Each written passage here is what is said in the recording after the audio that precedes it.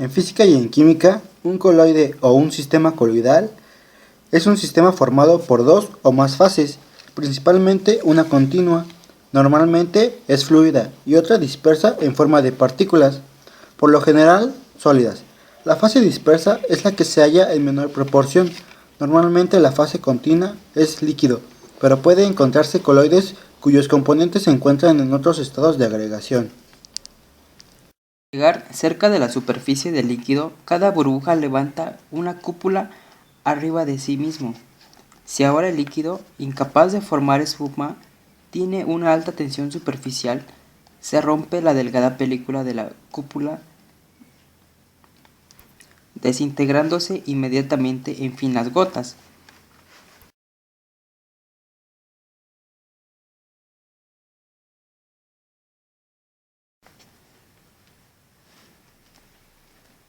De manera que es claro que el tiempo de vida de tal dispersión se puede prolongar si la velocidad de levantamiento del aire o de las burbujas de gas es disminuido. Primeramente, esto se puede hacer disminuyendo el tamaño de las burbujas. Se pueden obtener pequeñas burbujas de forma casi esférica con diámetro de alrededor de 0.5 milímetros o menos al hacer pasar el gas a través de orificios todavía más pequeños.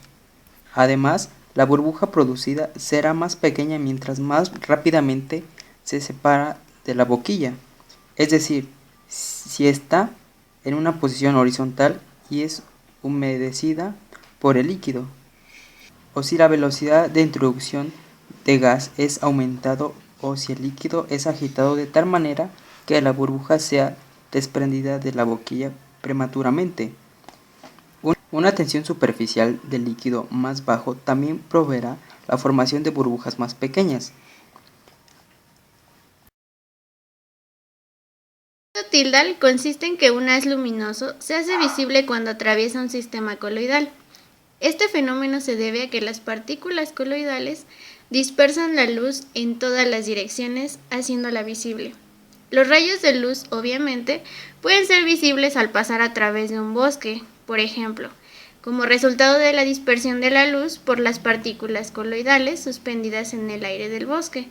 Aunque todos los gases y líquidos dispersan la luz, la dispersión por una sustancia pura o por una solución es muy pequeña, que generalmente no es detectable. ¿Ha observado alguna vez partículas de polvo bailando o moviéndose al azar en un rayo de sol que ingresa a través de una ventana? ¿O partículas de polvo y humo moviéndose al azar en un rayo de luz proveniente de la caseta de proyección de una sala de cine? Pues, dichos fenómenos son ejemplos de movimiento browniano. El movimiento desordenado de dichas partículas coloidales es debido al bombardeo o choque con las moléculas del medio dispersante, y en los ejemplos citados sería por las moléculas presentes en el aire. La electroforesis consiste en la migración de partículas coloidales cargadas dentro de un campo eléctrico. Las partículas coloidales absorben iones en su superficie, cargándose positiva o negativamente, aunque todo el sistema coloidal es eléctricamente neutro. Estas partículas viajan hacia los electrodos, que vienen siendo el cátodo y el ánodo, mediante fuerzas eléctricas de atracción.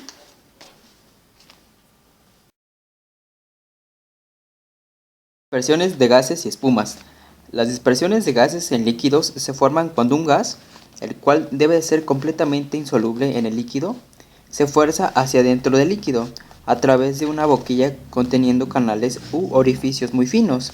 Así, el aire se puede hacer pasar forzadamente dentro del agua para formar soles de aire turbios o pasalentes.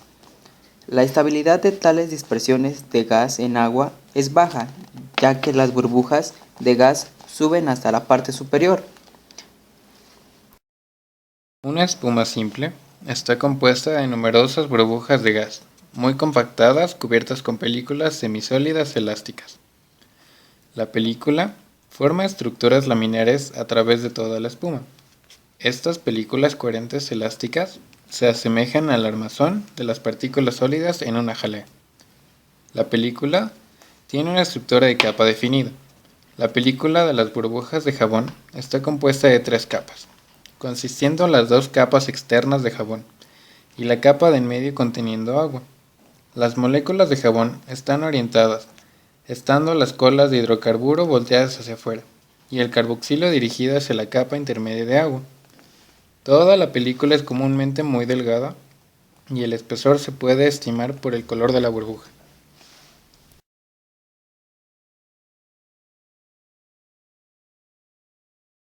Si los líquidos usados para la preparación de dispersiones de gas tienen tales propiedades que las cúpulas por encima de las burbujas ascendentes no se rompan inmediatamente al tocar la superficie del líquido, se forman espumas, que nadan sobre esta superficie. Así es que, las espumas son aglomeraciones de burbujas de gas cubiertas con una película. Las espumas aparecen en dispersiones gaseosas estabilizadas con jabón u otras sustancias hidrofílicas y se forman en el asentamiento o, mejor dicho, en la espumación de tales sistemas.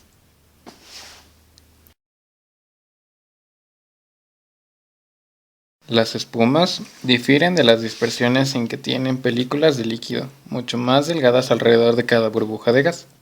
Una dispersión de gas es normalmente similar a un sol o una emulsión diluida, mientras que una espuma corresponde a una jalea o a una emulsión coherente y concentrada tal como la mayonesa. Aquí también es posible trazar bordes definidos, no solamente entre las dispersiones de gas y las espumas, sino también entre las espumas y las emulsiones y jaleas coherentes.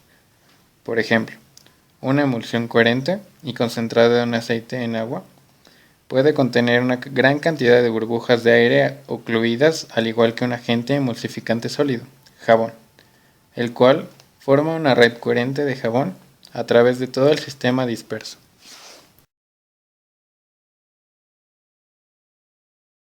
Diálisis. Se define como el movimiento de iones y moléculas pequeñas a través de una membrana porosa, llamada membrana dialítica o dializante, pero no de moléculas grandes o partículas coloidales.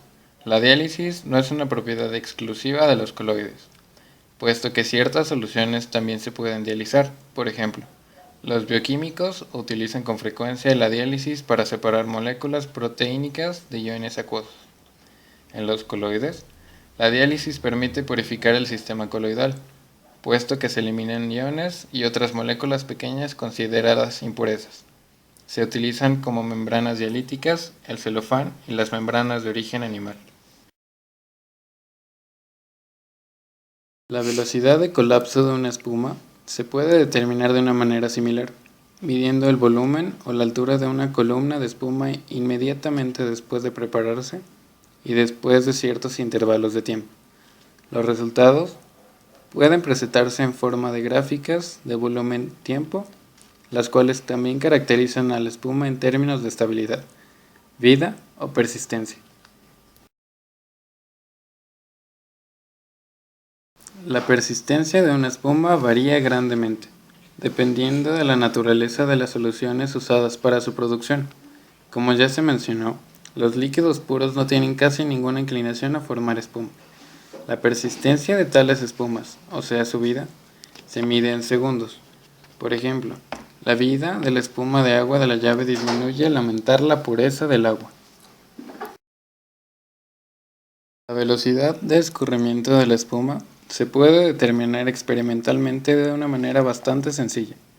Para este fin, cierto volumen de espuma es producido por alguno de los métodos mencionados, por ejemplo, burbujeo, batido o agitación, y se deja reposar.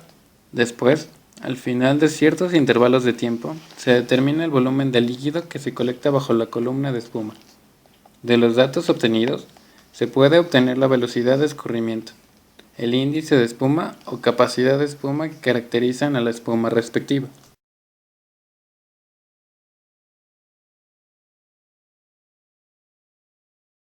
Una cualidad adicional de importancia es la habilidad para formar espuma o espumosidad de un líquido o solución. Sin embargo, se encontró que es difícil establecer la espumosidad como una cantidad dependiente solamente de la naturaleza del líquido, el soluto, la concentración y la temperatura. Desafortunadamente, el aparato empleado para la determinación de espumosidad y los métodos aplicados influyen grandemente en los resultados. Por alguna razón, Se pueden obtener resultados comparables solamente al trabajar con el mismo aparato y método. La manera más sencilla para determinar la espumosidad es la de agitar cierto volumen de la solución respectiva en una probeta graduada con tapón esmerilado por un determinado tiempo y así leer el volumen de la espuma producida.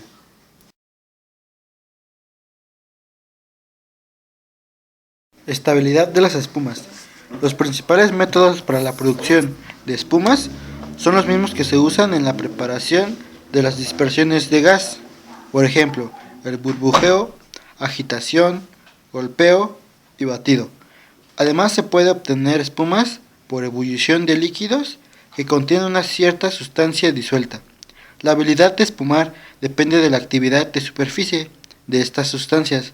Las soluciones capilares inactivas, por ejemplo, las de sales, azúcar o aminoácidos, no forman espumas para nada. Las paredes en el armazón del panal de diferentes espumas pueden tener diferentes espesores y estructuras. Las espumas estables tienen paredes muy gruesas.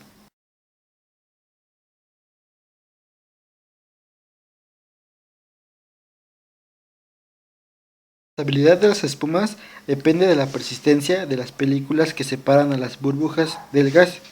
Se pudo demostrar, por ejemplo, por Planier, que la vida de una película es más larga mientras más pequeña es su superficie.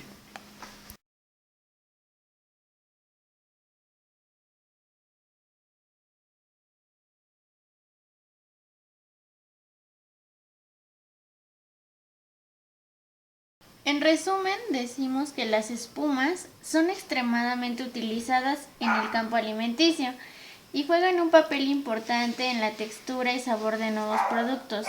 El consumidor rechaza o acepta el producto guiado frecuentemente solo por el aspecto de la espuma. Espumas con burbujas persistentes, pequeñas y uniformes en tamaño se asocian generalmente a productos de buen sabor y calidad. Sin embargo, los tecnólogos en alimentos no cuentan con herramientas suficientes que permiten caracterizar en forma objetiva y consistente las espumas y su dinámica. Este trabajo presenta una metodología para la caracterización de la apariencia de espumas utilizando técnicas de procesamiento de imágenes durante un proceso de espumado por inyección de aire. Para validar la metodología se utiliza